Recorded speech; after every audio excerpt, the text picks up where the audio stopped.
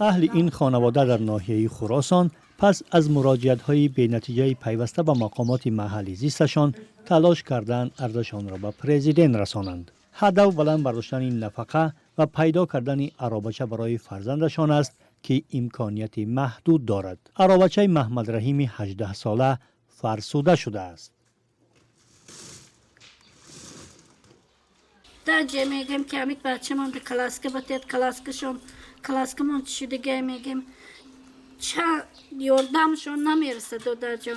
ما دیدن ما مشخنده میکنن روشون اون طرف میکنن میزگرن. این عائله حالا در خانواده یک خویشاوندشان زندگی دارد. آنها میگویند که جای کار ندارند و از پول کمک مردم زندگی میکنند. رستم کریموف روزهای نوروزی که رئیس جمهور در ختلان بود پسرش را به ناحیه جلال‌الدین بلخی برد ولی نتوانست پرزیدنت را حتی از مسافه دور ببیند.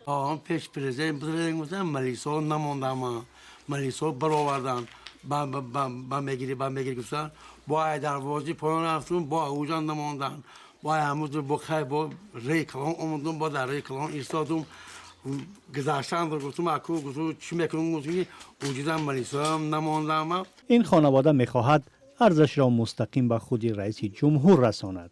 در دوره ترتیبی این تامین تجهیزات معیوبی بخش حفظ اجتماعی ناحیه به قید گرفته میشوند در نوبت گذاشته میشوند طبق درخواست از وزارت مهنت و حفظ اجتماعی و تندرستی آنها با این چیز تامین کرده میشوند منتظم. البته طول یک سال اخیر به حکومت ناحیه خراسان 1400 نفر برای کمک مراجعت کرده است.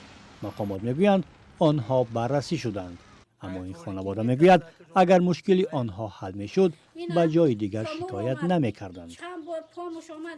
ضمن سفرهای رئیس جمهور به شهر و نواحی مردم عادی و کار افتاده امکان نزدیک شدن به محل ملاقات ها را ندارند.